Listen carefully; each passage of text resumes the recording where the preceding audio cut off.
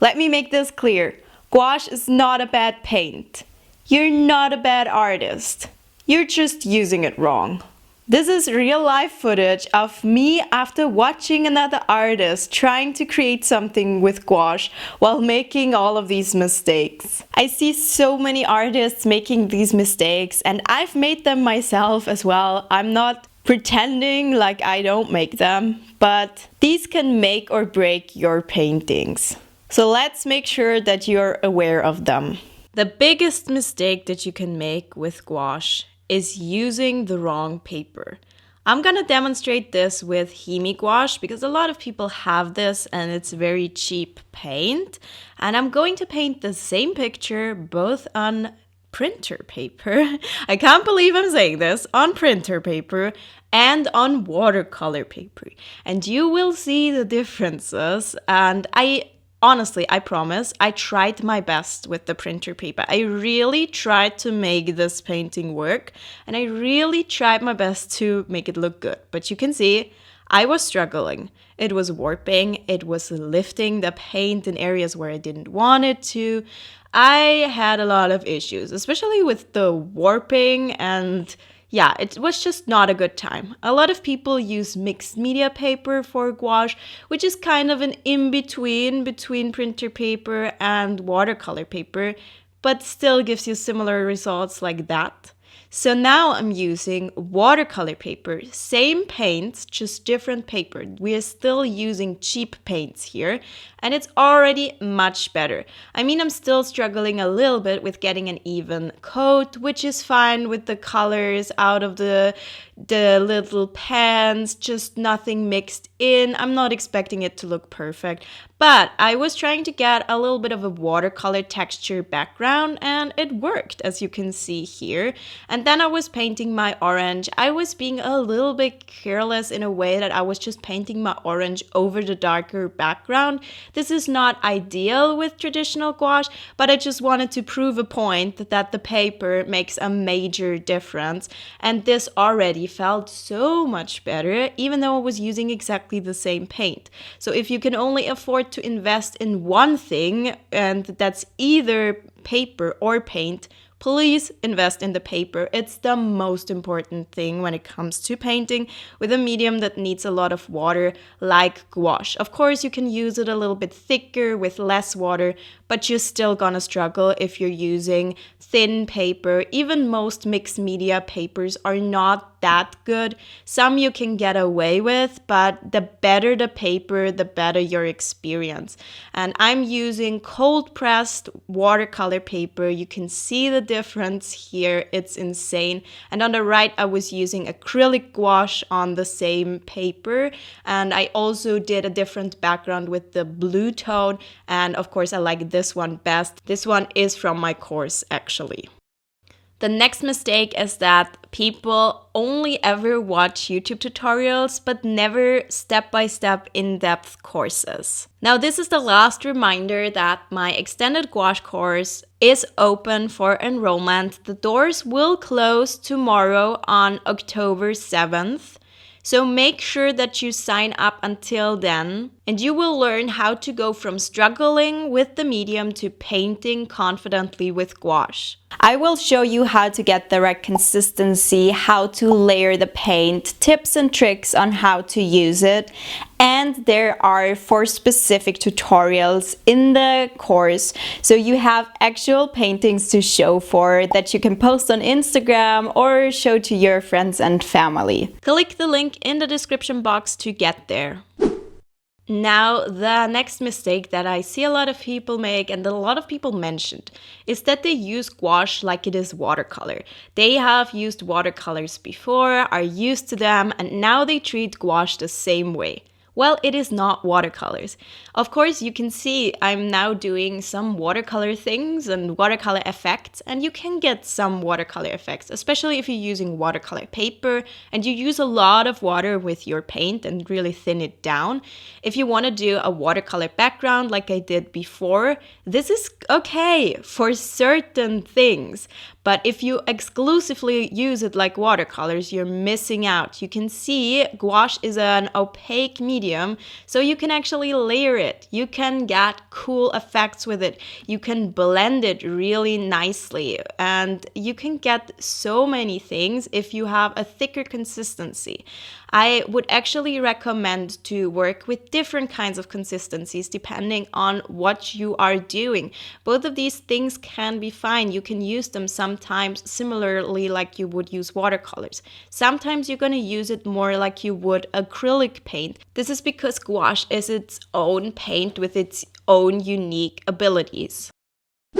The next mistake is people layer wrong in all kinds of ways. There's different ways to layer gouache as I'm demonstrating here, and this is the wrong one.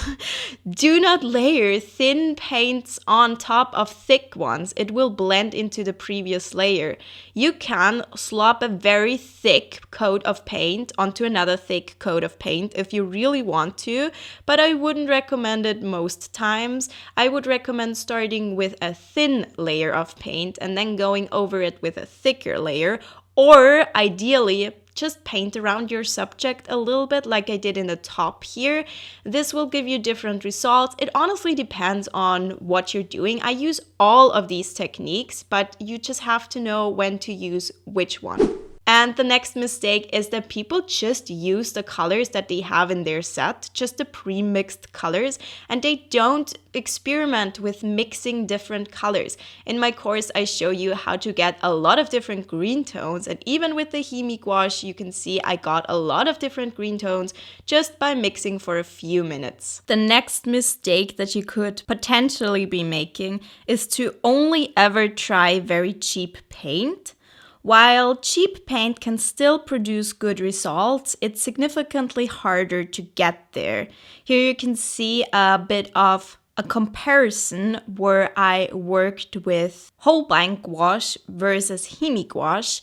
And while both of these led to a good result, I was struggling much more with the Himi gouache. Even I struggle a bit when I use cheaper gouache, even though I have painted hundreds of gouache pieces over the last few years. If you struggle with getting an even coat, for example, it's most likely at least partially due to the paint quality if you're using cheap paint. It's much harder to get an even coat with cheaper paint than it is to get an even coat with more expensive paint. If you struggle with the consistency of Himi gouache, for example, you're not alone. I talk about consistency a lot in my course, and it really depends on the brand you're using as well as your technique. So depending on the original consistency of your paint, you might need to add more or less water. And this is also something that's just a little bit harder to get right if you're using cheap quality gouache. You might also have to do multiple layers until it starts to look good. For example, here I was using Lucas gouache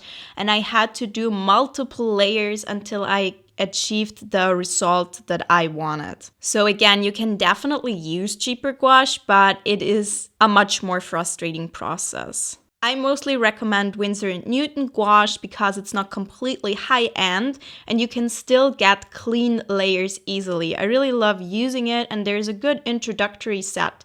You don't need all of the colors. You don't need the huge Himi gouache set with all of the pre-mixed colors. You need good quality paints on good quality paper, and you're gonna have a much better time. The next mistake that a lot of beginners make is that they don't blend gouache correctly. That's why I have a specific in-depth blending tutorial in my course where you will learn how to blend on a specific painting. And I will also show you how to use the right paint consistency in order to blend and how to use gouache to its advantages. Because blending is honestly one of the best things about gouache. And if you don't know how to blend gouache, you're missing out on the best quality of the paint. The next mistake that a lot of people use, even more advanced artists, is that they don't know when to use acrylic and when to use traditional gouache. A few years ago, I did this tutorial. You might remember it because it's actually the most viewed video on my channel.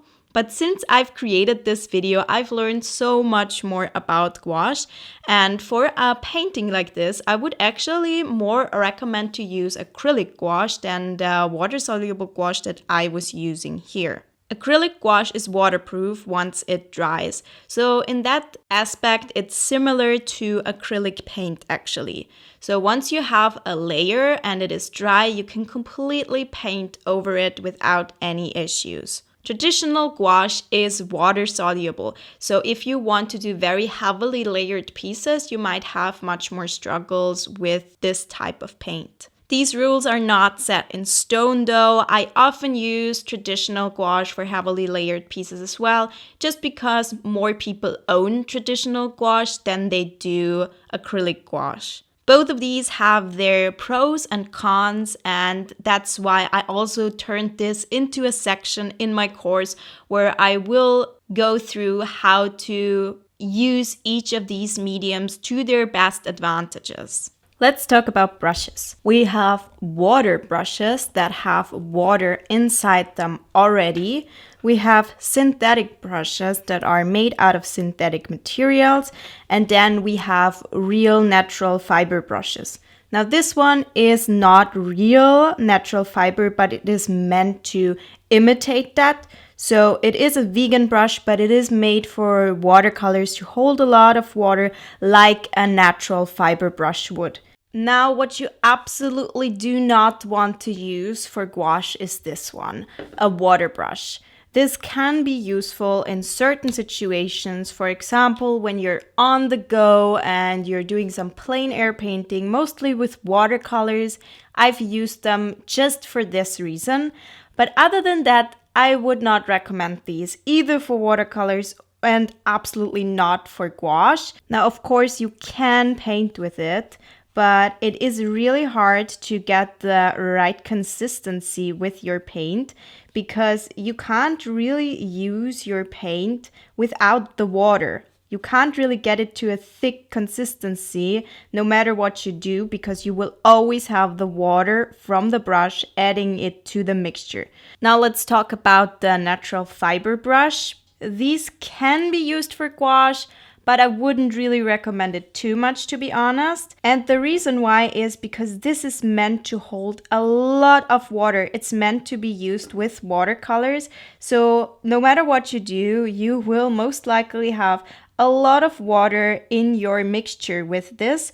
Now this can work for certain techniques and backgrounds, but if you want to do some details with gouache or get opaque layers, then you are going to really struggle with a brush like this. The ideal brush for gouache, and it doesn't matter which brand it is a synthetic brush. These don't hold as much water typically, which means of course you're going to have to dip into your paint more frequently, but it's going to give you the ability to control the consistency much better. And if you want to get a thicker consistency with your paint, then this is definitely the way to go. They come in different shapes and sizes, and I recommend going from bigger to smaller to gradually move on to smaller brushes to get the ability to add in more and more details. The next mistake that a lot of people make is that they just don't paint enough, they don't practice enough, they give up too easily. And so I recommend that you watch this video next, where I give you specific beginner-friendly gouache painting ideas.